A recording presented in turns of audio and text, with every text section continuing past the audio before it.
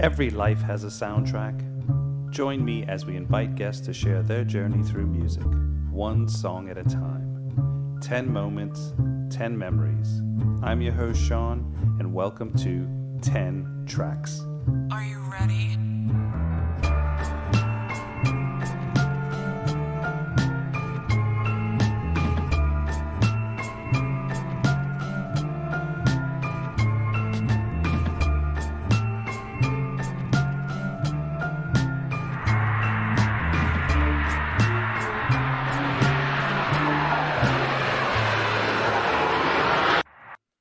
Welcome to 10 Tracks. My guest today is Clementine Moss.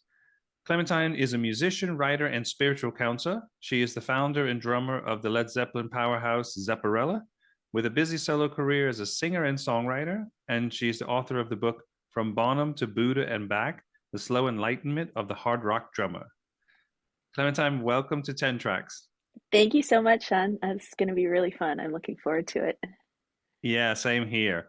There's a lot for us to kind of talk about, but maybe you can tell me a little bit more about your background. Where are you in the world today? Sure. I'm in San Francisco, California. I've lived here 25 years. I lived in New York City for 14 years, which is where I became a musician, a drummer. Um, and yeah, I guess that's it. What got you into drumming? Well, I started drumming in my 20s, which is kind of late for a lot of people. And I moved to New York City to become a writer or to, I saw myself as a writer. And I felt like at the time I was in my mid 20s and I was kind of spinning around. I felt like I didn't really have anything to write about. Like I didn't know myself, I hadn't lived, and I was really longing for a creative outlet where I could have work with other people, have collaboration. And I happened to have a lot of musicians in my orbit, and I happened to, on a fluke, take a drum lesson. And I just realized that that was kind of what I wanted to do. And I just devoted myself to drumming. And now, for all these years later, that's what I do for a living. So. That's And incredible. I'm also writing. Writing came back to me. I kind of set writing aside for a number of years, and then it came back to me maybe 15 years ago or so. And I wrote a book a couple of years ago. So it's writing is now a really big part of my life as well. So you have two now kind of focuses around your being a musician and playing music live and in recording your own stuff as well as the Zepparella. But then there's also now writing, and you can continue to create, or you're writing some more stuff. That's right. Yeah, that's right. And then you're also there's I think it's called depth hypnosis. hmm That's Can you right. tell me a little bit about that? Yeah, so I'm also a spiritual counselor. So I've been a meditator. I found meditation and drumming around the same time in my life where I was really looking, obviously I was a bit of a seeker. I've always been a bit of a seeker. And around the same time that I was trying to figure myself out, I found meditation practice, started a meditation practice. So through the years, that's always been a big part of who I am is spiritual seeking or, and practice and contemplative practice. And several years ago, I became certified in contemplative psychotherapy, which is like a Buddhist kind of therapy based in Buddhism. And from there, I started studying shamanism, which is earth-based wisdom, and some of the shamanic traditions, and found a school in Berkeley, California, run by a teacher named Isaguchi Ardi, who developed a counseling method called depth hypnosis, which combines Buddhism, shamanic techniques, and Western psychology in a counseling model. And so I work with people who have, it's really good for people with PTSD, anxiety, depression, and it's, well, I could talk a lot about it, but it's a wonderful counseling model that I'm really happy to work with people on. So I do that as well. as the musician side of me and the writing side of me. So this counseling do you do this online with clients, or is it mostly in person, face to face? It's mostly it's all online.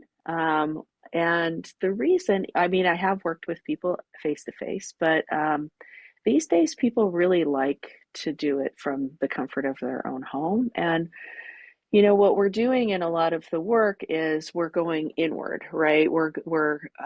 It's called depth hypnosis because we're inducing that kind of, I, I want to say hypnotic, but I would maybe say more meditative state where you're looking at your inner world, right? Your inner metaphors, your inner metaphoric system. And I find that when people do that, if they're in the comfort of their own home, um, where they're speaking to me either on Zoom or especially with earplugs, just on a telephone call, then I can guide them into some of the healing practices, the healing modality, a lot easier. They're not thinking that they're being looked at. They're not, as soon as we think that we're in conversation with somebody face to face, we change a lot, right? It's a subtle change that if we're just in our room speaking on headphones, I feel like we can go a little bit deeper. So it's actually very conducive to that.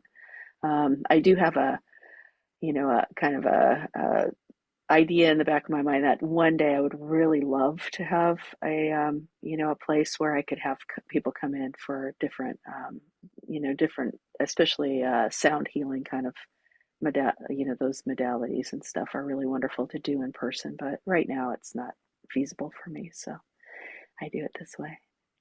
I think it's an important topic, especially people with PTSD. I think it's really, and I feel like modern medicine is not really helping in a lot of ways. If you just look at what doctors try to prescribe and whatnot, and I don't want to bash them, but I feel like there's got to be an alternative that can really help. Are you noticing when you see new clients, is it the similar demographic, or do you see that maybe more people are starting to come out about having some type of PTSD and are looking for some support? Or do you feel like, because I mean, obviously soldiers were a large percentage of Yeah, that suffered from this, or something like that. yeah. Well, what I've really found in the practice is that, trauma's trauma. And I remember working with a man who had a lot of, issues in his life. And when we really came back to it, it was, the pivotal moment, the pivotal trauma for him in his life had been being left at school by his mother. He just kept coming back to this feeling of terror and abandonment. Mm, So I don't mean to diminish the terrible things that people go through, but what I am saying is that everybody has those points that really influence the way that they attach to fear and throughout their life, and that disrupts their ability to really live open-heartedly. So um, I think that that's one thing. And as far as the working with Western medicine, I've always been the person who, if I'm sick, I go to the doctor, I go to the acupuncturist, I go to the energy healer. Like, I want the whole thing. So I think that all of it can be beneficial, but I really love the idea of adding in, and this goes back to what we call transpersonal psychology, which is a Western psychological method that takes into account the fact that spirit, or that the eternal, that part of our life that we can't quite put a finger on, that has something to do with healing as well. And sometimes when we just look at it from purely the physical or purely the mental, and we don't take into account this other whole background of awareness that we all walk around with, of kind of the unseen world, and we don't address that, I think that that's why this can be really wonderful in addition to those other modalities, to mhm. medicine, to regular psychology, because it's another aspect of our lives that a lot of us push away. And when we're working with shamanic techniques and we're connecting, I'll use this as just a really small example, like when we're working with, say, a guide, right? Or some people would say spirit guide or something like that. When we identify that guide, um, within us, what we're doing is we're connecting to the part of ourself that has our highest good as our soul, as its sole intent, right? Everybody Yeah. has a part of ourself that really wants that. And if we attach to our imagination, our metaphoric system within ourselves, and we put a face on it, okay, it's an owl or it's a bear, um, it helps us to connect even more deeply. We're very metaphor. We love stories and we love metaphor. And so, when we're working in this way, I like to say that you don't really have to have a belief in the supernatural or a belief in past lives or belief in anything. The only thing you have to believe is that you have a natural metaphoric landscape within yourself. And being able to open that can really give you information about healing that Mm. you maybe already know within yourself, but that you've blocked out. So And is it sometimes difficult to get people to trust into finding that person within themselves, or that? we have a lot of voices that tell us that it's silly or that it's not real or that we're making it up. And yeah, there's a lot of ways that we listen to that voice, and whose voice is that? A lot of times it's not even our own voice. It's something that we've been told throughout our life. And Yeah. so we work through that stuff. Yeah. Let's jump into your tracks, Mm-hmm. and we'll start with the first track one. This is the band up on Cripple Creek. Mm-hmm. So I picked this one, this track. I actually, I guess I should say before we go into the tracks, how I saw picking the tracks.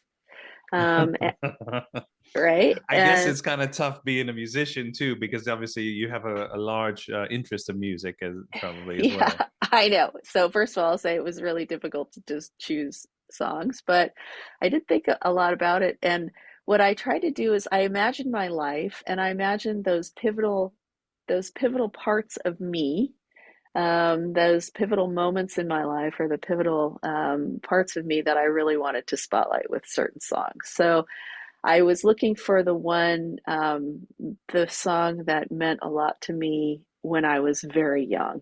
And because my father was a great music lover, and he loved Southern rock and what we now call classic rock and all of that. And so it was always in my field, right? When I was growing up, it was what I almost chose a Creedence Clearwater Revival song because that's the first song that I remember hearing. But I chose the band because uh, we loved the band in my house when I was growing up. And this song, especially, I just love the groove of it. It really is one of my favorite songs. And also it's connected to Bob Dylan, which I didn't pick a Bob Dylan song, but Bob Dylan, as far as lyric writing, as we go forward, I'll talk about my love of lyrics and lyric writing, and he's kind of connected to the band because they did some songs together, not in this one, but in other songs. So I thought this was a good one to reference my father and his influence on me. And the band, they were Dylan's backing band at some point, I think, when he went electric, as far That's as I right. know. Yeah. Mm-hmm. And then That's right. obviously they kind of went on and carried that name to do their thing. Were you influenced by the drummer here? When I started playing drums, like I said, I started playing drums when I was 27 years old. So, when I started playing drums, suddenly I heard music differently, and all of the music that I had grown up with, I realized how deeply it had influenced me, right? Mm-hmm. And Levon Helm is one of my very favorite drummers, yes. And I didn't realize that at the time when I was listening to it as a kid, but when I started playing drums, I was like, yeah, he's the perfect drummer. I mean, his feel is immaculate. you know, I love drummers. You know, he's a singer too, right? He sings a lot of the songs. So, you know, when you're singing and playing drums, you simplify the drum part, right?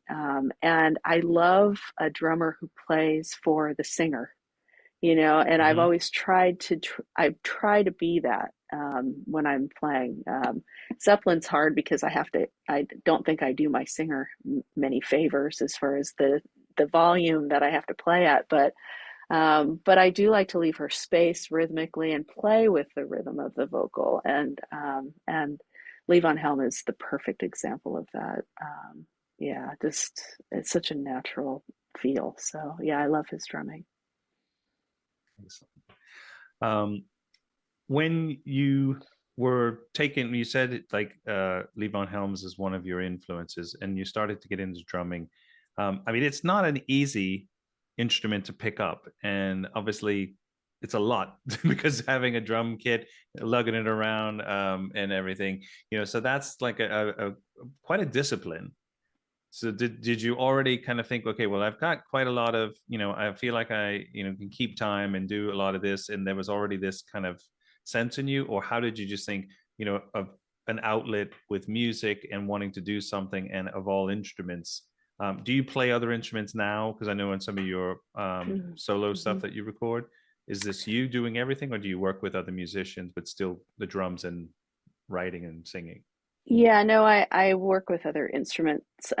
Basically, you know, I create songs. I work in several different ways, but one way that I work is I start with a drum beat. I start hearing lyrics over the drum beat. I start singing a melody with those lyrics, and then I put down basic chord changes that I'm hearing, and then I give it to a real guitarist or a real piano player and have them come up with the real line of it. I don't play a melodic instrument. I took piano lessons for 8 years as a kid, so I have, you know, an idea of music theory, but, you know, I really do leave the melodic part to, you know, to people who really know and have developed that.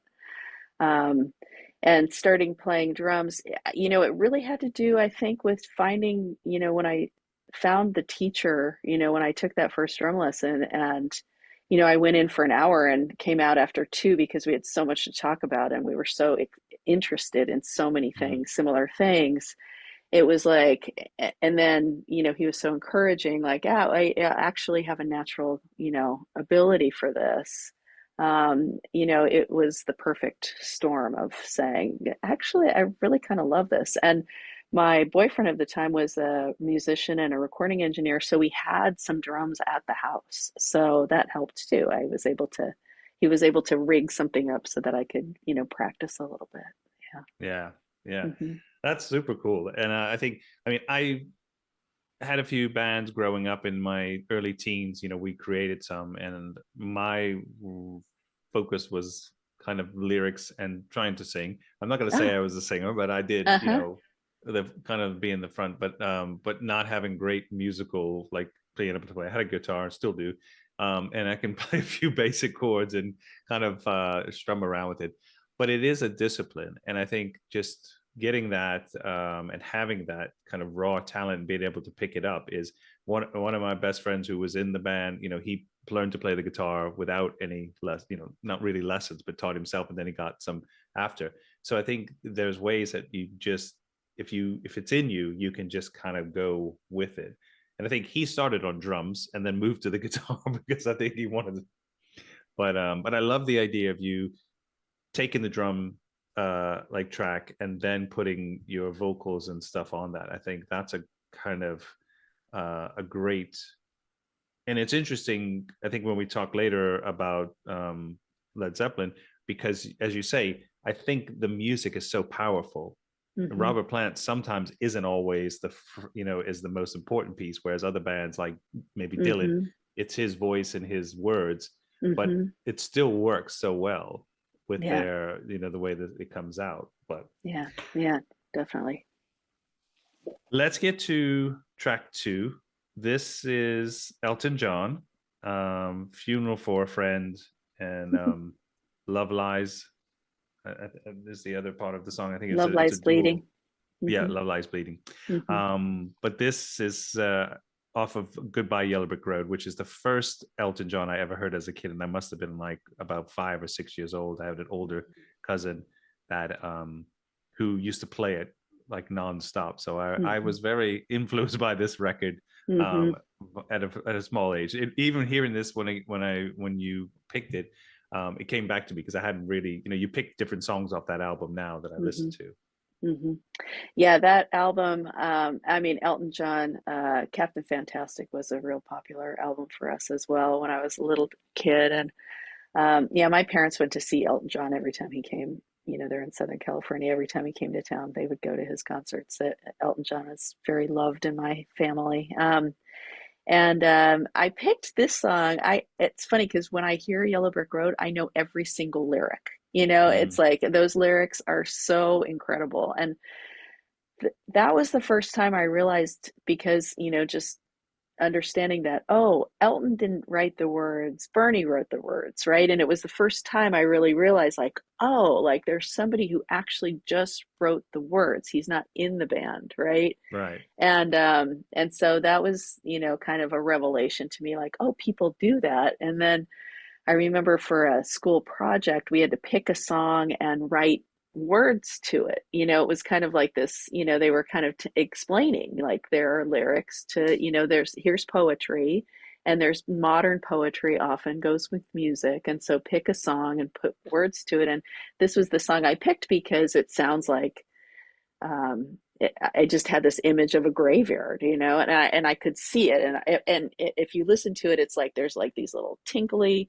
percussion things that sound like skeletons dancing and all this stuff. So I put this whole, wrote this whole thing. So it really was the first lyrics I ever wrote were like trying to like write these images around the song. So I thought, well, that's a cool song to pick from my very young life. And when I look at it, I mean, um, that really was like the first light in my head that said, "Oh, you could be like people write lyrics, like that's something that Yeah. people do." So yeah. And this is, I think, Elton John wrote this music, this piece, kind of for himself. Like this is like maybe his funeral procession or something, which I thought Mm, was pretty. Some people might think it's morbid, but I actually think it's quite, you that's got the talent. cool. Like this Yeah, is exactly how I want, to play it when I die. So you that's have that, great. Yeah, you have it to do it. yeah. No, it's great, and I think Elton John in general and Bernie, writing the lyrics, his lyrics are so powerful and so Mm, many great songs. But I think the magic of them together and how with Elton's music and then the way he sings it, mhm, it's a special. I think there's like a lot of writers who come like will write them and then the artist kind of takes it over. But I find mhm. their kind of partnership is it's quite unique the way that they are able to do it. Seems really special. Yeah, yeah. It really is. It is really, it seems really magic. I love the way it was portrayed in the Elton John movie, where it was this magic, synchronicity of like this one envelope with this writer, coming into his hands. I Yeah. love that. I love that idea. Mhm. Um, do you want to talk about your book? Because this is obviously this was one of your bigger outlets around writing. Mm-hmm. Yeah. My book is called From Bonham to Buddha and Back, and it started off as blog pieces.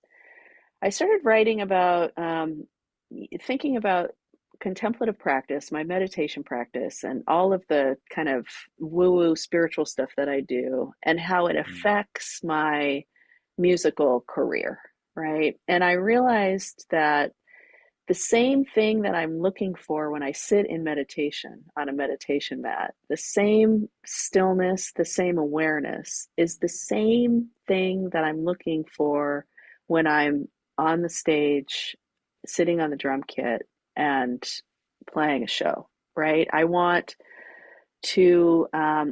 my thoughts to come through, but to not connect to my thoughts, not attached to my thoughts, to just let them flow through and sit in that wider awareness into which the thoughts are coming, right? And Mm-hmm. when I do that behind the drum kit, what that means is I have the sense that the music is playing me almost. I'm not, maybe a thought will come in like, uh-oh, be careful of this part coming up, or, all of those kind of things. But it doesn't stress me out. I don't get tense. I don't then mess up the drums. I don't, you know what I mean? It's like, or if I do mess up a fill, it doesn't, like, it kind of happens and then it doesn't affect the further parts of the song. It's like, it's a very in the moment kind of flow. Mm-hmm. And so I started writing about that connection between the two things. And I thought, I think it's interesting because a lot of people, have a hard time when they see me on stage playing this hard rock music. I'm a Mm-hmm. hard rock drummer. And then, speaking about the spiritual stuff, they have a hard time with the connection. So I started writing about, what it's like to be a contemplative person and then also have this outlet in this very noisy arena. And so I started writing about that. And during the pandemic, I thought, oh, I'll just put all of these, pieces into a book. And then I realized, no, actually, you have to write a book. Like, you can't just take stuff you've written and put it in. So it did require a lot of stuff, a lot of work to get it together. But now it's out. So yeah. And I mean, for me, drumming is such a like it's almost like nervous energy in a Mm, way. And some of the drummers that I've known and still know, they have this kind of like they're always kind of just got this. And then to take the whole meditational side and the flow and this kind of like the stillness, but kind of like connection. Are you, when you first started meditating, if you were already drumming, were you kind of like keeping time or something while you're trying to meditate? It like, because I know when I do like meditation now, and I set a timer for 12 minutes, and some of it is like just a repeat of a mantra word, or sometimes I have music in it where it's even mostly unguided because I prefer to just need something. mhm. I'm still kind of like thinking that there's a time clock somewhere, or Mm, is there something keeping time with you when you're doing it, mm, or mm. Yeah, that's a good question. I'm kind of flashing back to when I was, when I started playing drums, I realized all these things about myself. One of them was that when I was a kid and I would be nervous, I would always tap my feet together. I was always mm-hmm. kind of keeping time. That was like a way to kind of soothe myself. Or when I was very stressed out, I would do math in my head, like kind of, I don't know, it's just like this. I was like, oh, actually, I am good at math, like, because drumming is so mathematical. Yeah, I realized that about myself, but that that nervous energy, that's that becomes the fun of meditation in a way. The more you get into it, is just to notice, like, ooh, look at all of this energy here, like, I wonder what that's all about. yeah. And when you don't attach to it and just let it be there, and watching how quickly it disperses. And I think that's definitely something. So yeah, I don't know. I feel like in both scenarios, it really is about observing what's present and not getting stressed out by it, just Yeah. allowing it to be. Yeah. We come to track 3. This is a beautiful song from Billie Holiday. It's Solitude, which I think was Mm, written, the music was written by Duke Ellington, if I remember. mm-hmm. Yeah. Oh gosh. I moved to New York when I was 21 years old, and my first real friend there was this man. I was working in bars. I was a bartender, waitress, and I met this man. He was a painter. His name was Jerry. He was 54 or so, and he just became a real, like, great friend of mine, confidant, and he was one of those people who um, he just had one of those minds where he knew everything about whatever he was passionate about. So he was really into physics, he was really into baseball, and he was really into the tenor sax. And he knew so much about jazz. And he knew He would bring me in music all the time that I would be playing. He would turn me on to, he knew everybody who'd played on every record of things. And he really had this passion for jazz that I didn't grow up with jazz, so I didn't know much about it. And one of the first things he did was just introduce me to all of the singers, and Billie was the first one that I could not get enough of listening to her. I mean, Mm. I those songs, like this song in particular, I feel like I know every breath that she's taken. Like I lived inside of those songs for several years when I was first in New York, and it's the perfect music for somebody who's, kind of by herself, lost, but also like so excited about the future and trying to figure herself out. That music just, I mean, it's like I can taste it almost and see myself in that little tiny room that I rented, and all of that Hmm. stuff. It really is a time. And when I think about the way that my voice is, I feel like she was most influential for me as far as singing goes. I don't want to put that on her because she's an amazing singer and I'm not an amazing singer, but she did have a lot to do with my sensibility as a singer. Yeah. Yeah. I mean, her voice is beautiful. And just like whenever you hear like songs, it does bring me back to like thinking about New York. I guess it does because a lot of her time was spent in recording was in New York and stuff. But Hmm. it's almost that connection for some reason. I don't know Hmm. why, but Yeah. she can be everywhere because I think she's world famous. But there's that. But this song in particular, I do think it is absolutely beautiful. Just Hmm. this because it's simple. Um, and I've seen other artists cover it. Even a more contemporary kind of indie artist has done a version of it, and it's still great because you can just hear them kind of pulling their soul almost out of while they're singing it. But her version still, hands down, is probably one of the Yeah. best. Isn't it amazing how those songs, by Cole Porter or, all of those writers, the Gershwins, isn't it amazing how simple they are? I mean, like when I look at the lyrics, when I really study lyrics and I look at the lyrics of some of those songs, I'm like, it's like the most simple phrases, and yet it's so evocative. It's again, its simplicity is just everything to me. How can you be so simple and yet every word just like cut into your heart that Yeah. way? Yeah, it's What's it? amazing. Is it Cole Porter? I think you do something to me, and I mean, Yeah, like Frank Sinatra, so many other people have done it. But it's just such simple words, and it's just like yeah, you just in a phrase like you do something to me or something, yeah, but it just cuts with that, and yeah, so many powerful versions of that song too beyond right. the original. Yeah, I always think of Fly Me to the Moon. Mhm. I mean, it's like when you read that, it's like two stanzas. It's like a nothing, it's nothing, and yet every great artist has covered that song. Yeah. Tell me about your recent. This was released this year, so this is your solo work. So as you say, you're talking about your singing, but this is a lot different than your heavier rock stuff. I would say it's got lots of blues, Hmm. um, and I've listened to it on Spotify, so I don't know where else you. Maybe it's streaming on iTunes and stuff. But this is called Clem and Clearlight. Hmm. Yeah. So this record, I actually came out with two records this year. I had this big outpouring of creativity for a while there.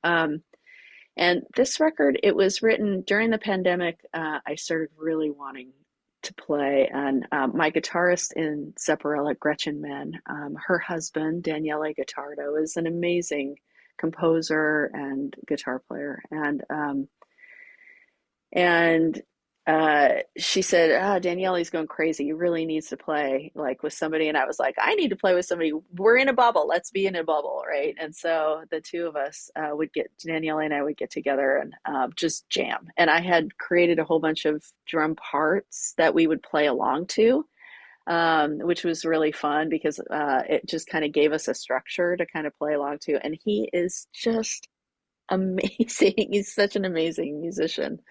And he's so fluent in every language, jazz and blues and rock and country. And I mean, it was like anything I threw at him, he just would create. So, and then we had a couple days where we went into the recording studio with this amazing piano player, Jimmy Marks, and the three of us just jammed out. I was on the drums, and the two of them were just having this incredible musical conversation that I was kind of keeping up with. And so I had all of these tracks of these jams that, had happened between Daniele and I, or between the three of us. And so I just went into the studio and arranged them and wrote lyrics to them, and then had the guys come in and record them for real. And that's how this record came about. So it has a lot of influences, piano, it's piano, guitar, drums, and bass and vocal. And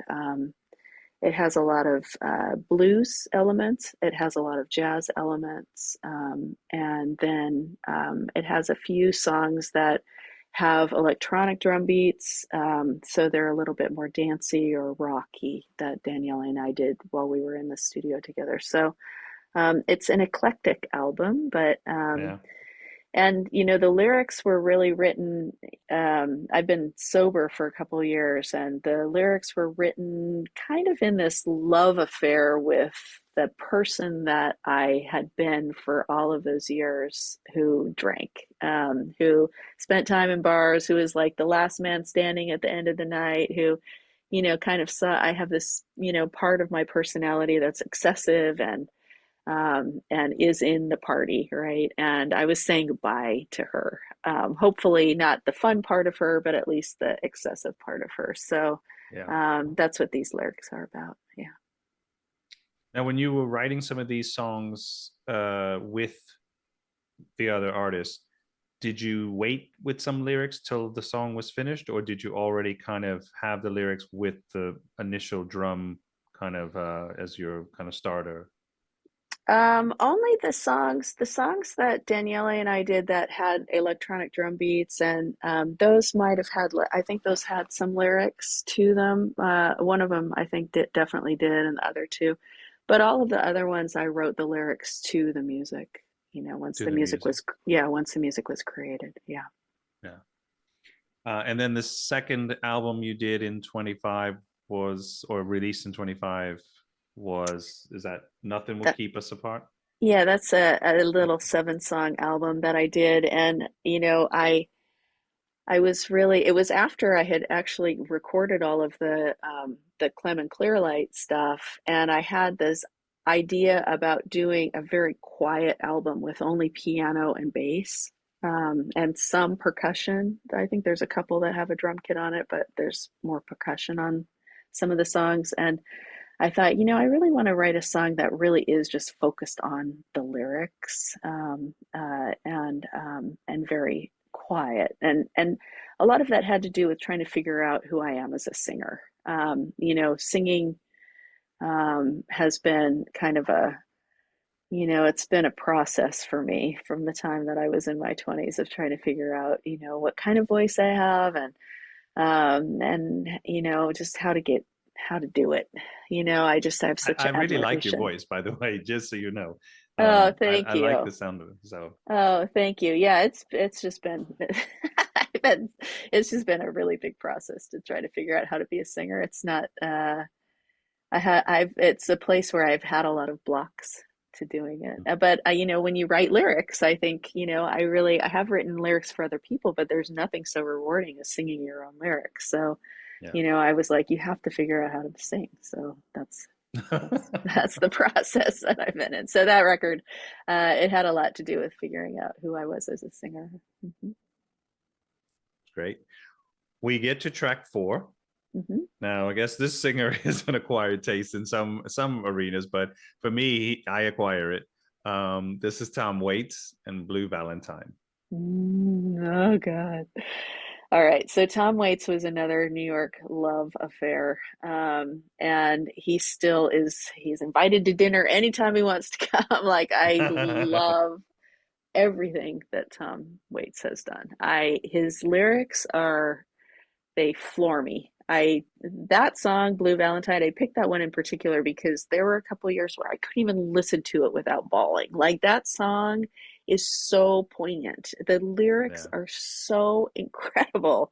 And that's a very early, lyrical. 1978, I think it Yeah, was. yeah, yeah. I love that album. I mean, it's the sound of it is incredible. It's got such incredible dark, it's really dark and moody.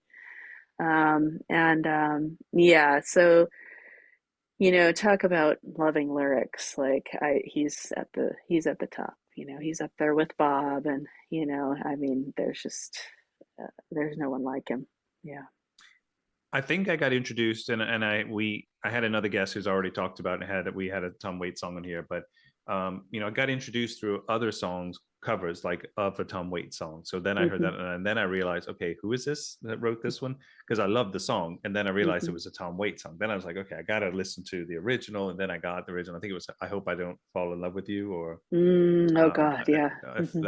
that's one of his, or Hmm. "Closing Time," I think is the album, Hmm. which is one of Hmm. my favorites. I love that. Hmm. Hmm. Um, and then he does the other song, I think it's Tom Trobert's Blues or something like that, Uh-huh. which Yeah, is that's an another old one where of his. Hmm. his voice is a lot more Hmm. kind of Hmm. gravel, but just, and then I've seen him in movies, and see like his career Yeah. as it's Hmm. progressed and stuff, and I became a fan. And I think you it is one of those where you just can't, like, it's just on the radio. I can just kind of, it's something you either really are, Team Tom or not, because I think he's got something so powerful that you have to appreciate it. If you're into him, you're into him. It's not kind of like, yeah, songs are Yeah. good, or it's all right. Yeah, yeah, I guess so. I mean, I think he's so amazing because, okay, you think about a singer, and I always think, okay, those singers like Billie Holiday, where she's speaking from her, like you hear all of her emotion, right? And the Yeah, great singers are where you hear they're able to tell us the story of the emotion, right?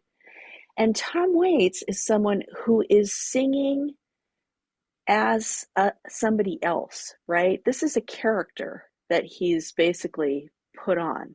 And yet he can sing from that character as it and tell that and convey that same emotion. So it's like these layers of, because he writes from other people's point of views a lot in his yeah, songs. And I mean, there's that one song where he's writing from the point of view of a prostitute in jail, right? yeah, And it's like it's like a knife to the heart, It's like, how can he sing somebody else's story, and yet you feel this, like, feel so much. So I just, and then there are other songs where you really feel him, like Blue Valentine, you feel it very personal to him. Like, yeah. I mean, It's a beautiful song. yeah, so it's really amazing how he can get inside of words, and the play on words, the way that I love the way that he uses standard phrases that we say all the time and twist them a little bit. He's just got the most amazing ear for words, and yeah, he's such an inspiration. Yeah, I can't imagine not loving him. Like, who doesn't love him? Like, there's got to be something in there that, that you must love about him. Yeah. I don't know if I read somewhere that he was heavily influenced, or maybe he said it in an interview about, like, the writing of Charles Bukowski. That was also a big influence on him, and taking some of those stories that Bukowski Mm. wrote and kind of mixing it into some of his, like, his own songs and the Mm. lyrics Yeah, and I stuff. never heard about Uh, that. Yeah. Maybe Mm. some of his earlier stuff, or in the Mm. middle of, but I also like that he's transformed himself so much, Yeah. because he started out in, maybe it was with, I think there was one album with Crystal Gale. Is it Crystal Gale that he did an No, album with? it's Ricky Lee Jones. He and Ricky Lee Jones were together. Okay, I thought there And was an early album with Crystal Gale or somebody maybe, like that. yeah, I don't Like a remember anything with Crystal Gale with him. I mean, he started off as a piano player, right, in right. LA, just like playing piano, and then kind of developed this persona of the guy, Yeah. the barfly, right, the street man, barfly. Um, yeah, I read Ricky Lee Jones's autobiography last year, which was great. She was talking about the time, with Tom Waits, and it was great because he really saw that he was just a really, um, you know, a very focused musician and knew exactly kind of, what he wanted to get. And I like that, I like that that this is a bit of a persona that he's put on. Yeah. And then one of my previous guests said met him in Santa Fe. He came into his restaurant that he was running, and obviously talked Gaga over music with him, and he's like, no more music or something like that. Yeah, He said. yeah, yeah. So it's sad to hear that he's not really doing music anymore. That's a shame. I saw him open for the Stones a couple of years ago. Like he came on with the Stones for a few songs. That was pretty amazing. Yeah. Oh wow, that's I pretty can't cool. believe that I had a chance to see him in New York City for and the $30 ticket just seemed so astronomical to me at the time. So I didn't go to see him. So I never saw him. So I lose. We come to track 5. Now we take a detour into this is obviously New York, a band called Stetsasonic, and this song is called Sally. hmm hmm Okay, so I chose a song because one, I love Stetsasonic. And when at the time that I was in New York, around the time I started playing drums, I was spending a lot of time. Like I said, I had the an ex-boyfriend for many years who was a recording engineer, and he worked at the biggest hip hop studio in New York. And so I spent a lot of time at the studio, and there were, all of the greats of early hip hop there. Can you tell which label it was? It was a recording studio. It was called Chung King House of Metal. It Chunking. was, Okay. yeah, yeah, it was a recording studio, and they did, LL Cool J and all of um, the the big hip hop artists at the time, and so when I think about that time, most people like they know a lot about like Nirvana or those bands that were really popular at the time. I wasn't listening to that. I was listening to hip hop. And when I started playing drums, I started playing drums and I thought, I want to be in a hip hop band. I want to play Yeah. drums in a hip hop band. I love those beats. Like I would love to just play to back up these bands. And as soon as I got good enough on the drums to be in a band, like hip hop no longer had drummers, so I kind of lost my option for that.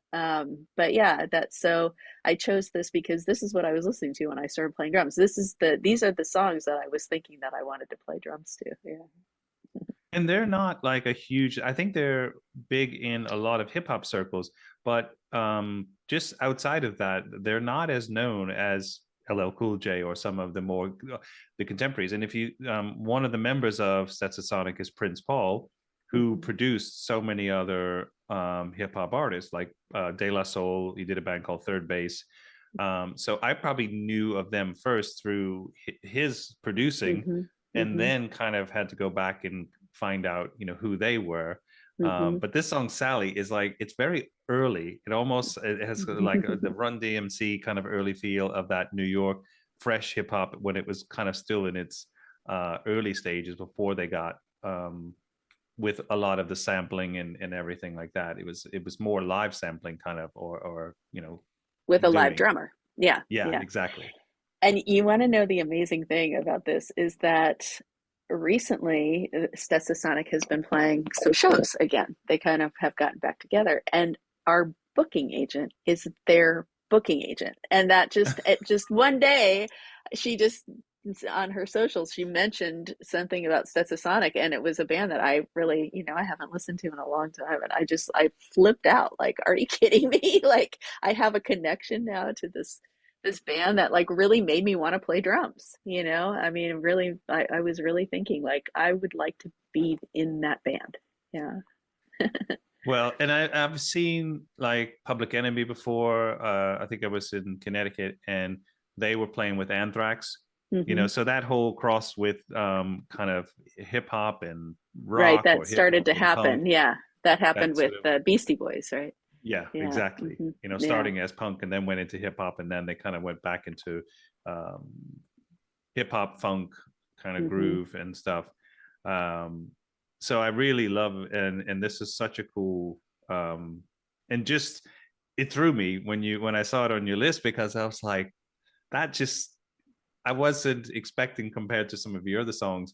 That was just such like a goal. Like, it'd be, you're looking through some records in a secondhand record store, and you Hmm. come across this rare find. So it's Yeah. kind of like that rare That's cool. find within the. But it's a great, But all the rest of them are still great taste. But I think this one was just kind of snuck in there, which is beautiful. Good. I'm glad that I sidelined you there for a second. That was my goal. Yeah, no, it's good. It's good. Absolutely. Um, when writing, are you doing so? Is your next, are you coming up with another book? Or are you looking at other kind of blogging to kind of write or continue to write? Or do you think some of your spiritual work that you're doing is going to influence the next writing that you do? Actually, I'm working on a project that I haven't told anybody about, and it's a different kind of writing, and I think that's all I kind of want to say about it. But yeah, it's Okay. been really really fun. Yeah, so I am working on writing. I do have a mailing list that I do a blog, keep doing a blog with, and which I need to be better about producing more often. But yeah, I have some ideas for another book, but yeah, I'm kind of working on this other thing for now. Okay. Hmm. That sounds interesting and a little bit mysterious. I know. It's the creative process. Sometimes I can't break the seal of like telling people about stuff. Yeah. We get to track 6. This is the Rolling Stones off of Exile on Main Street, the song Sweet Virginia. One of the first songs I ever learned on drums. Yeah.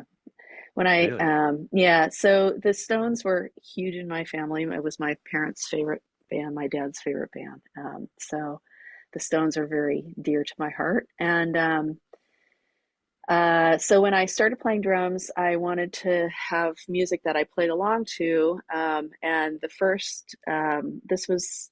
I thought two things. One, I need to hold steady time. So I wanted a song that played for like 5 or 6 minutes that didn't change. And the band that I chose to do that was Enigma, which was a band that happened in the 90s where it was like electronic drum beats with Gregorian chanting. Yeah, And yeah, so yeah. it was really, they were these long songs, one tempo the whole time. So I would listen to that and play. And then I was like, and I want to swing. And so I got to pick a band to swing to, and I was like, it's got to be Charlie, right? And so Sweet Virginia was the song that I was trying to learn how to shuffle, how to swing. And yeah, I played to this over and over and over, trying to figure out how to make that happen in my body. Yeah, which is difficult as a drummer. Yeah. Are there any drummers that maybe, like we said, like Stetsasonic? Is there any kind of wild card drummers that you wouldn't expect, knowing the kind of music that you like play, or that, especially with Zepparella, which is heavier? Is there any drummers that are completely out of that maybe? Mm, I don't know. I mean, I love jazz, right? I love bebop. So, there's a drummer who played with Charles Mingus, who kind of Danny Richmond, who just completely knocked me out. And there are a lot of great drummers. We listen to a lot of jazz here. My husband is an avid a vinyl collector, and so every night we listen to different amazing vinyl that he's bought. So yeah, I saw Jack DeJohnette just passed away, and I was reading about his, his life, his biography, and just saying like, he decides one day that he's just going to move to New York, $23 and a drum kit and a keyboard, and ends up playing on Bitches Brew, right? So it's like, what a career. So there are a lot of the jazz drummers that I think are a little bit out of the wheelhouse, although John Bonham was very influenced by the jazz drummers. Gene Krupa Yeah. was his guy, right? So, and there is a lot of that sensibility in the way that he played, and in a way that a lot of those classic rock drummers played. I would think that maybe the drummers that are the furthest out from Bonham might be, I don't even want to, I don't know, drums, to me, all drumming is connected, right? When I listen to Fela Kuti, I go crazy in my head for the rhythm. Like, I would love nothing more than to have been like at his, at one of those concerts, in Africa, where it's just like they have like, 12 percussionists on the stage, and a drum kit and everything. So, sometimes I wonder where would John Bonham have gone drumming wise if he hadn't died so young. And a lot of the Yeah. times I think that he might have, kind of really gotten into the African, Afro-Cuban kind of stuff. Hmm. And those drummers are really amazing as well, who translate Afro-Cuban percussion onto the drum kit. Um, I don't know. I'm kind of rambling. I think all drumming is connected. So I love many, many, many drummers. Yeah. When you hear a song and say the song strikes you, however it starts or whatever, are you listening first to the drums or are you listening to the lyrics? Like, which one is it competing for your attention more? Because I know some artists who are maybe musicians or just drummers or guitarists, they're listening to their instrument and that's their main Mm, focus. I think I probably actually I really don't know. I think that depend is really dependent on the music. Hmm. I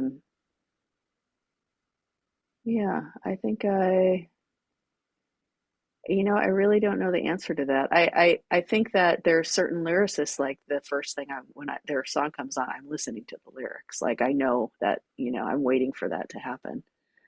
So maybe my ear goes to lyrics. I remember my father telling me one time, me commenting on the lyrics of a song, and him saying, I never really pay attention to the lyrics. I'm always listening to the music. And that was so mind blowing to me. Like, what? You don't Yeah. listen to what they're saying? Right. So Yeah. I'm not that way. I guess I do. My ear does go to lyrics, but no, I am appreciative of the whole enchilada. Yeah. Yeah, for sure.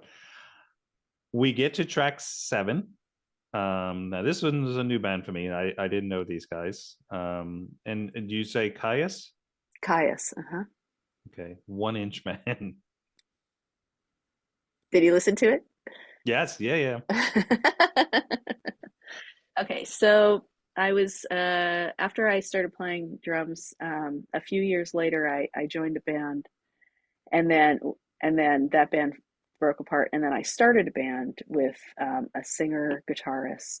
We got a bass player, and we started a three-piece stoner rock band called Bottom. And that band toured for, I was together for 8 years, and we were known as like real touring machine. We left our homes in New York in 2000 and lived in the van for a year and just played every night around the United States. And and that was a time where stoner rock, which is a combination of, kind of punk rock Is this and, mid 90s?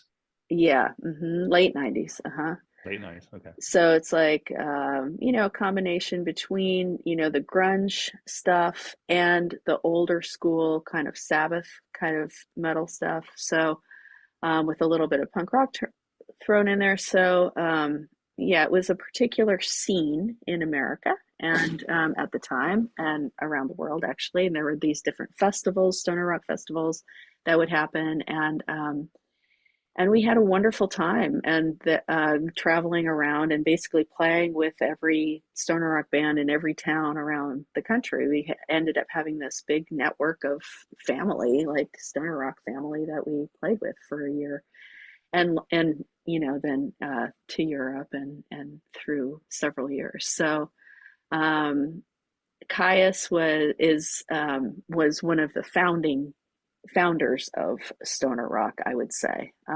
Yeah.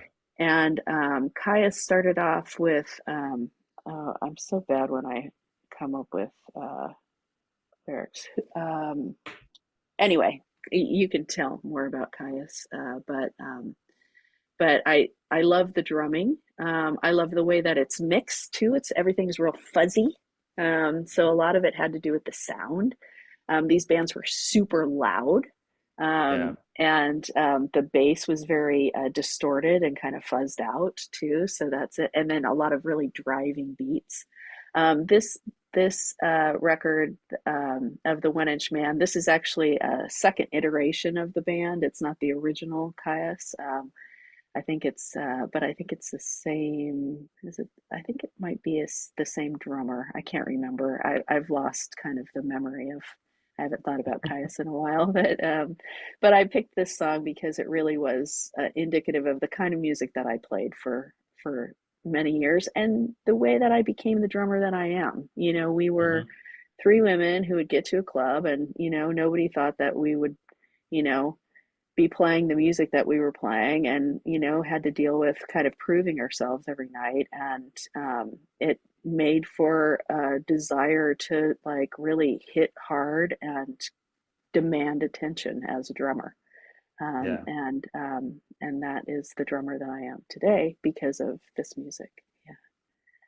Are there any female drummers that influenced you, or that you kind of look at and think, yeah, this is. I wish that I could say that I was influenced by female drummers, but I didn't know any when I started playing. And, all of my heroes were men at Yeah. the time. So I didn't have, I mean, the first time I went in to buy my first kick pedal, the man at the store asked me if it was for my boyfriend.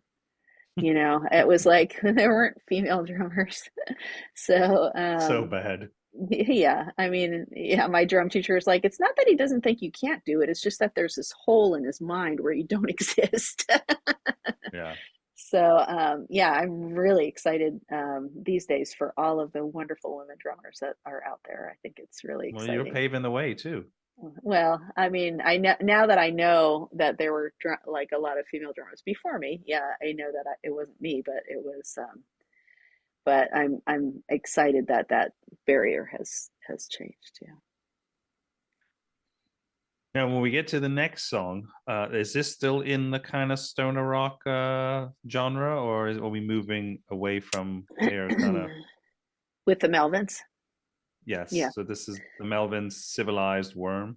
Yeah. So the Melvins are some of their albums are considered stoner rock, I guess, but they're not really a stoner rock band. They're just they're an amazing band. I thought They they were kind of punk, the early stuff.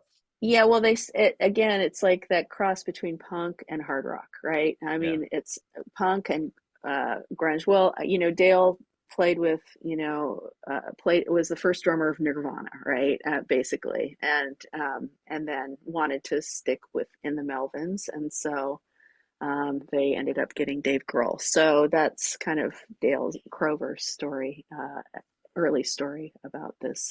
He and Buzz were already playing as the Melvins when the grunge scene happened. So they are really some like the one of the first bands that were combining In that that punk grunge. rock and that old school stuff.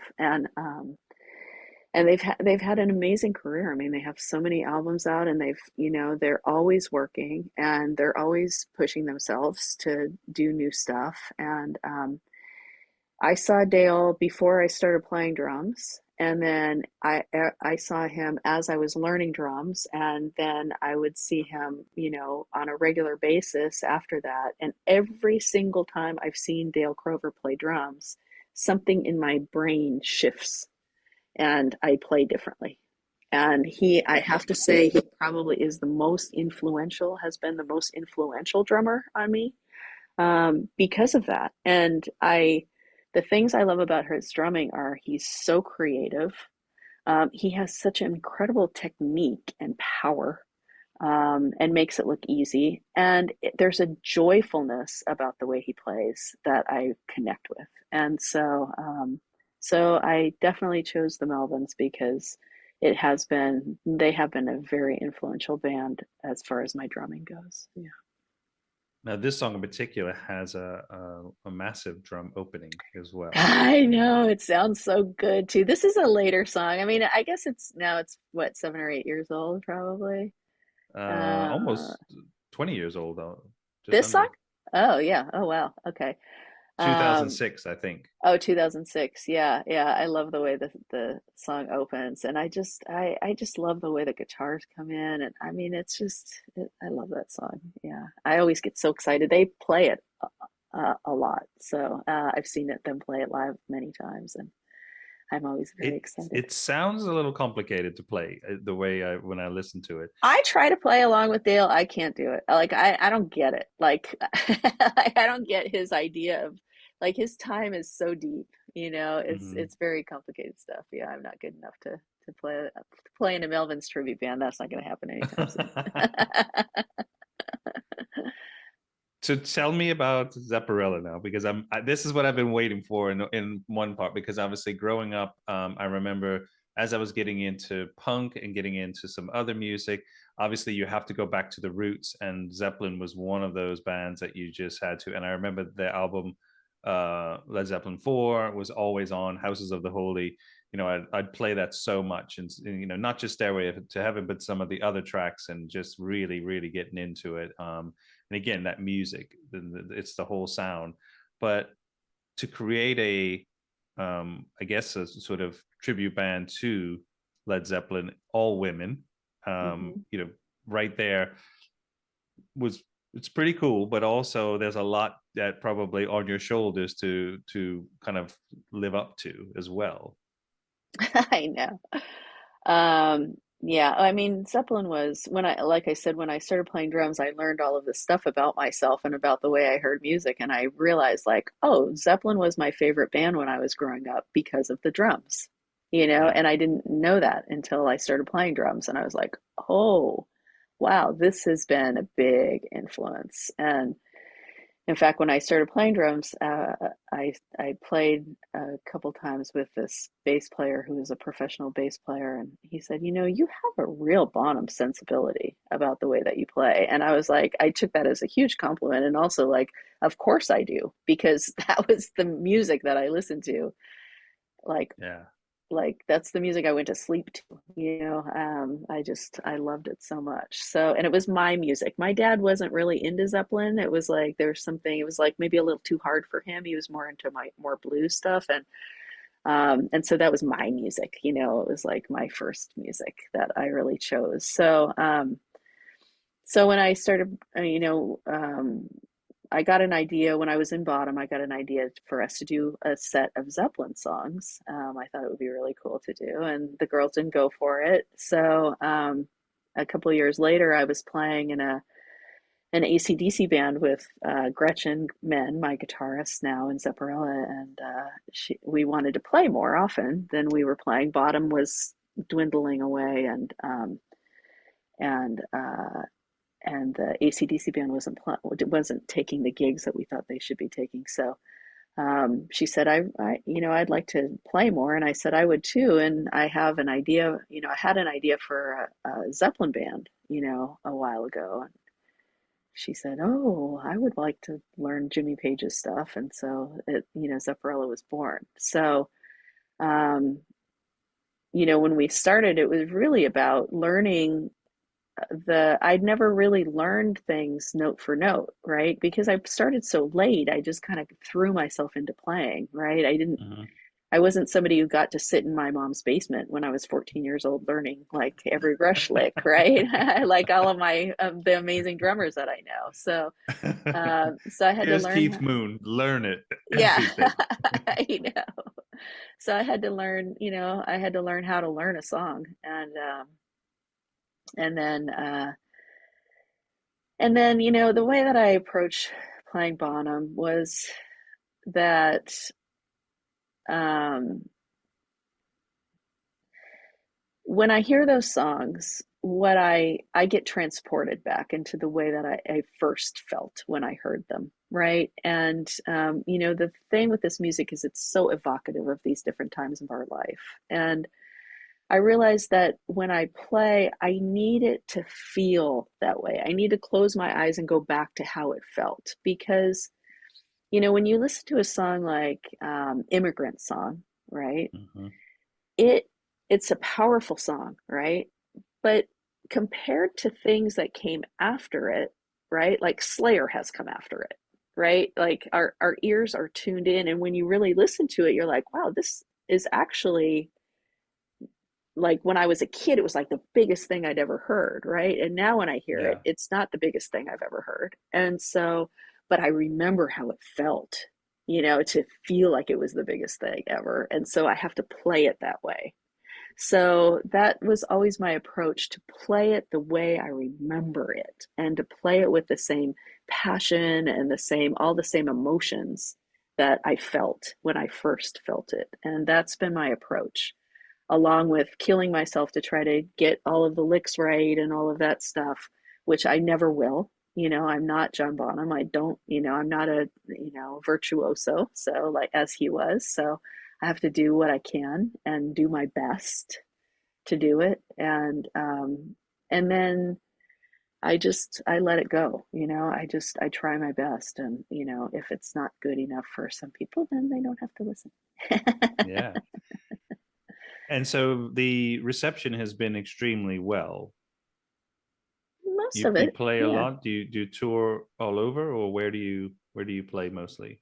Yeah, we play all over United States. We used to go to Canada, but we haven't in a lot of years. But yeah, mostly all around the United States. We tend to play 6 to 8 shows a month, and that's all around the United States. So Hmm. yeah, we've been working steadily for over 20 years that way. So a lot of shows, a lot of places. And I don't know your singer's name, but I mean, I think, trying to do Robert Plant, I feel like her voice, it's a great compliment in a way to Robert Plant. It's like his voice is here, but her voice, and I think it's probably stronger as a woman. If a guy was trying to do that, it would be too much of him trying to sound like Robert Plant, whereas she doesn't have to try. She just does her voice, and it comes across very strong. And I've listened to some of your recordings. Some of it's live, some of it's on YouTube, and I think you have quite a few of the recordings on Spotify too, if I saw where I Hmm. saw it. Yeah, we just came out with a new record. Yeah, she does a really wonderful job. I think that we do have a benefit of being women to do this music because we're not compared as harshly, I think, as a male band doing it, right? Like you said, he's got to sound exactly like Robert Plant, and she, can't possibly sound exactly like Robert Plant, but she can belt out those songs with the same emotion, Yeah. and try to do it justice. So yeah, it's yeah, and her harmonic playing is stellar too, as you can I hear in saw this one of the song. ones with the harmonica. I was Yeah, like, damn, yeah. it's the Yeah, whole package. I know, she's amazing. Have you guys did ever done Over the Hills and Far Away live?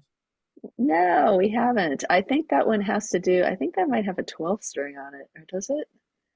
I think Could it's be, got it. yeah. Yeah, I think it's It got has a, a very slow, kind of start. It's one of my yeah. favorites off Houses of the Holy, and I so love that one. Yeah, I love that. There's so many good ones. And it's tricky because we play a 2 hour set. And it's kind of like, okay, what are we going to kick out, right? I mean, the Levee is a 10-minute song. The Whole Lot of Love is like a 15-minute song. We've got these Days and Confused is a 12-minute song. So it's like by the time we play 4 songs, we played an hour, right? So what songs are going in, what are the Yeah. songs that people need to hear. And so it's always a battle trying to figure out what we do, what we don't. Yeah. I mean, this song in particular. So track 9 is "When the Levee Breaks" by obviously Led Zeppelin.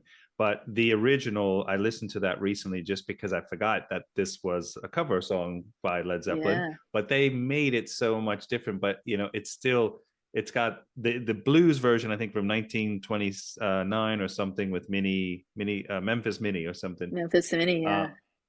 and then you hear their version, and then that just drum. I mean, it's iconic, and they kind of take it. It's almost like, in my opinion, Johnny Cash's version of "Hurt."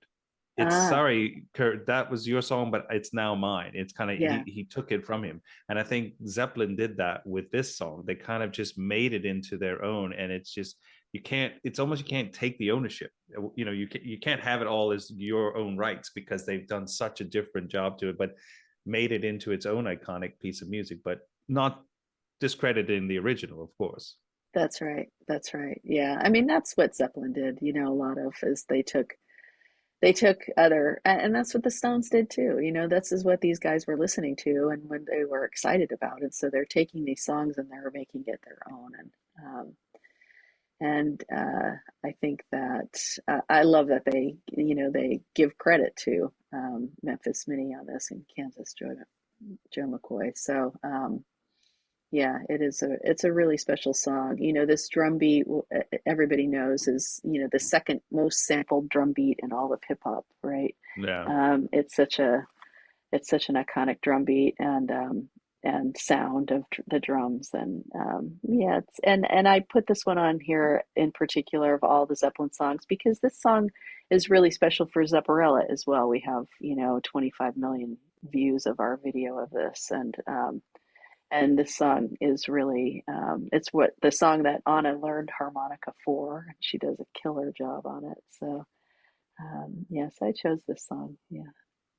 It's a great, and I've heard your version of it as well. I think it was Mm, maybe a live version though, but mm. which is pretty cool. And I was listening to your obviously drumming parts as in the intro, and it's pretty spot on. I mean, I feel like you are giving a lot of justice to the original. Like you're kind of matching a lot of it note to note and stuff. So I don't think there should be any critics out there that are trying to pick at. Well, it's funny because a lot of people complain that, in the original, the bass drum, you hear the echo of it, right? It's like ba da, ba, ba, ba da, da, ba da, ba. But what he's playing is boom, ba, boom, ba da, ba, right? And the echo was created with in a box. So when they recorded it. And so I have gotten a lot of people going, she's not playing the drums the way that he played the drums because you can't hear that, that that slapback, but that's not how he played it. And I went through it a lot when we recorded it, like, do we try to imitate the thing? And I just thought, no, that's theirs. Like they did that. Like I don't want to Right. try to, why would I try to imitate it? It's like this is me, this is the way I play it. This is how what you hear live is me playing it the way he played it, right? Which Hmm. they really didn't play that song live. I think there's only one I've heard one time maybe they tried it live. I don't know if that was Really? because it was hard to do the harp or if it was too iconic for them or what, but yeah, they never played the song live. Wow. Yeah. I actually I worked in a record store in New Orleans. I told this story to another guest who had picked the Led Zeppelin song, but Jimmy Page came in one night. It was late, and we are about to close in this record store. And they used to be famous for paraphernalia that you could use for maybe smoking or other things like Mhm. that. But they were records and then CDs, and this was CD time in the late '80s, early '90s. And he came in, and my person who worked with me was a massive fan, huge. I was obviously a fan of Zeppelin, but not like he was because he was a guitarist. Mhm. Like, oh my God, it's Jimmy Page, and all this. And he was with some guy from New Orleans, and I think maybe the girl, she was, but obviously he was there living with them for a while or doing something. And they were looking for this band called Autograph. I don't know if you remember that band. They were Mm-mm. kind of mid '80s, kind of, I guess, hair rock band or Mhm. something. And I remember seeing they had one video on MTV that was popular. But I think they only made like one or two albums. So no offense, Autograph, if you listen, but Mhm. but he came in looking at that, and we didn't have them on CD. I don't know if they didn't still exist or they were out of print, but it was really strange, and they were kind of okay. Well, see you later. Just kind of left, and yeah, it was pretty cool, Funny. but Yeah. surreal, but not. Uh-huh. Nobody. We didn't fan out on him or anything like that. I think we left it as pretty much like okay, and sorry, we don't have kind of Yeah. thing. Aw. You want anything else? But they were just like looking for that record for some reason, Oh, funny. fixated with that. But Oh, yeah, that's funny. and it was not even a place that was very like in New Orleans where like in the French Quarter or somewhere that's more famous touristy or something like that. It was completely out of the way in this suburb of New Orleans. So it's kind of Wow. rare, like he just steps out of his Yeah. car and kind of thing. So How pretty cool. strange. Yeah. Yeah. Random sighting. We get to your last track and you end with another ballad. I mean, this is another kind of doozy in terms Hmm. of like a songwriter who I put him up there with Tom Waits and Leonard Cohen and some others that I Yeah. just that I love. But this is Nick Cave, Long Dark Night, and this is a Yeah. recent song by him, right? I It think is. Yeah. I think it's on his Wild Gods album, right? Wild God, yeah. Which just came out. Yeah. I just got to see him a few months ago in Kansas City, doing this tour. The Gods tour was really amazing. Nick Cave is a newer love of mine, actually. I didn't listen to the birthday party. I had it played for me by a lot of people who, I knew, but I never kind of grabbed me. But in the past few years, I've really started to gravitate toward him, and I like the big themes that he writes about, and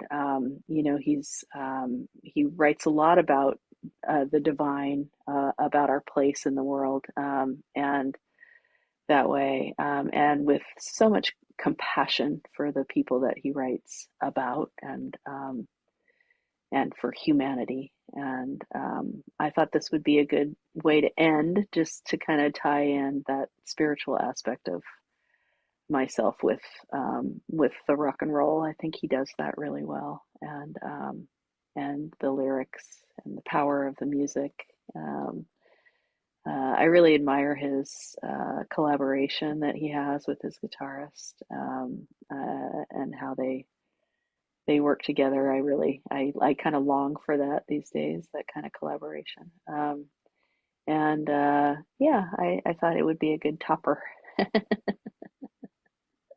I mean, he has so many amazing songs, and just I think his voice definitely sends me to somewhere. As soon as you hear him sing, and the music is special, but I find like when he starts singing, it's just that his stories and how he tells the stories is to me.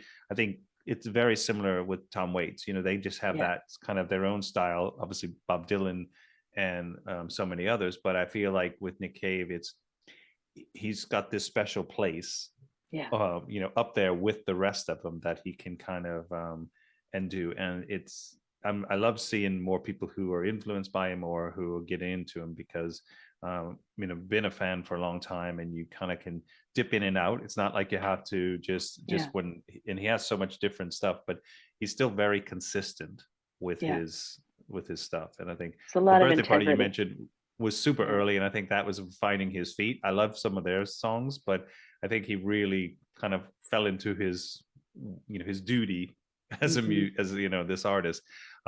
With He's got books as well, and I think Yeah. and I think I like, as you say, this spiritual side of him, and that was I think he started that very early, and kind of Hmm. it carries with him. But you see it a lot more now. He's kind of like he's really comfortable with it, so to speak. Yeah, I think the death of his children, I think, really contributed to that. And I could think really brought that to the forefront. That album that he wrote, Ghost Teen, after the death of his son, was just, it's just there's nothing like that record. I think um, yeah, it's really amazing.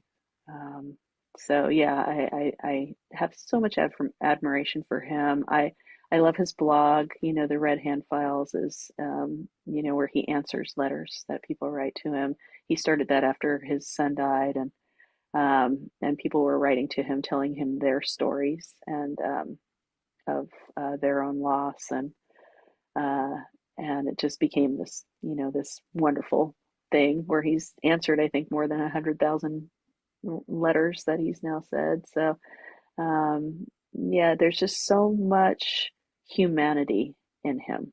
There's so much thoughtfulness and care and love, and I aspire to show that in the world. I think he does a wonderful job of that.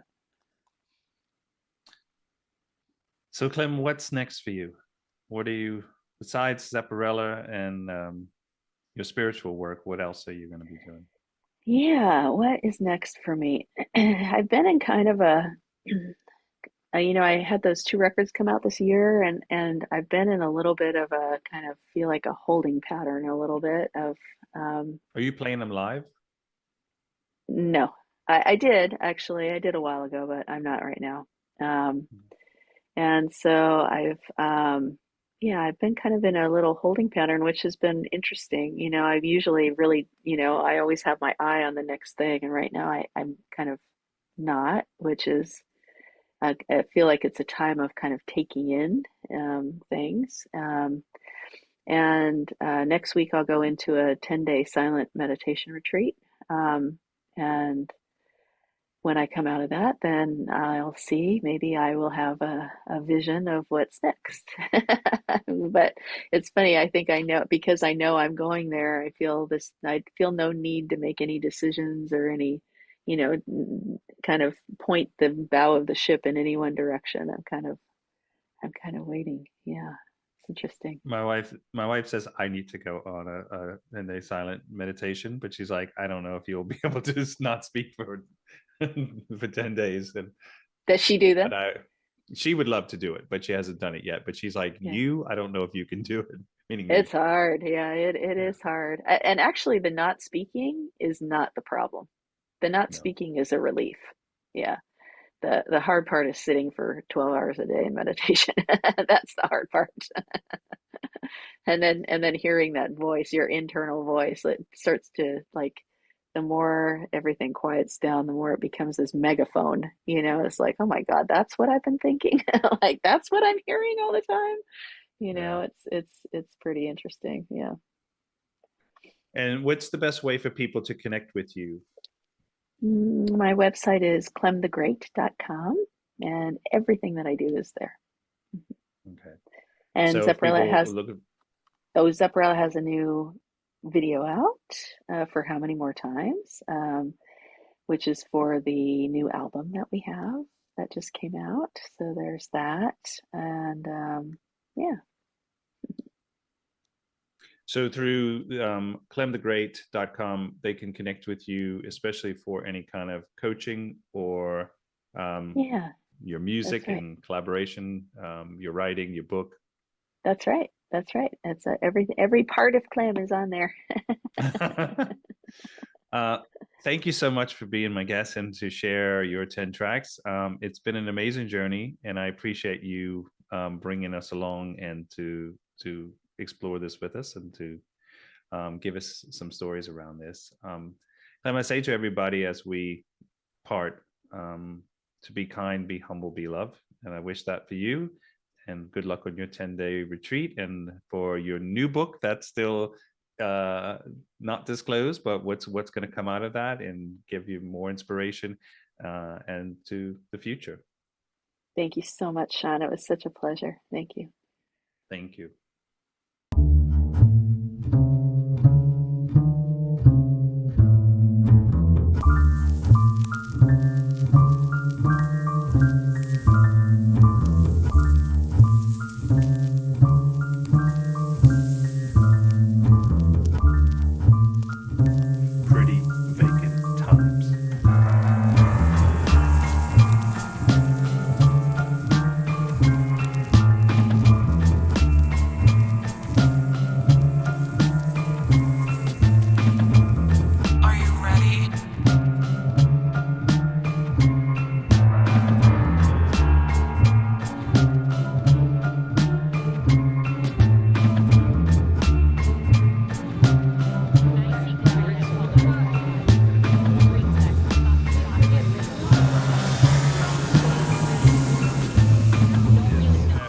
offers for his sports jacket.